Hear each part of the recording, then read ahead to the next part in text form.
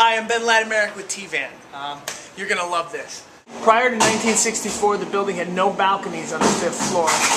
After the conversion in 1964, you can see that these balconies were added. They're not part of the historical fabric of the building. They want to bring back the original historic fabric, which means the doors have to go away. I think we'll show you one of those doors later. It means brick has to be found that's going to match the 100-year-old brick that we have. It's already here.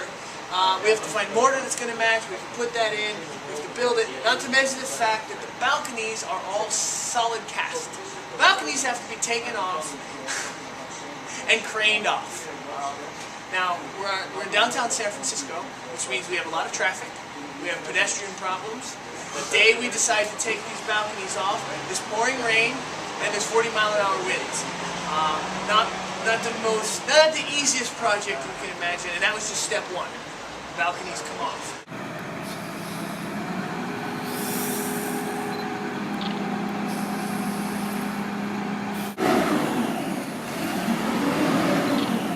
Ernesto, what's the hardest thing so far about this project? I think it's very easy, it's not hard. Phil, was that easy? It wasn't easy. No? I was sweating it. I was sweating it. People are walking down on the street, it's raining, big sparks flying down from the molten welding. It was a little bit of wind, I heard, maybe? A little bit of wind. After the balconies are off, now the fun starts. We have to match, we're going to match the brick, we're going to build up the sills, fill in all around here, then we have to make the windows. The windows are being made right now. One of the most difficult things when you're putting together an old building like this and you're rehabbing it is waterproofing.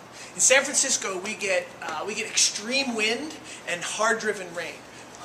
This is one thing we say in San Francisco, it's not if a building's going to leak, it's when.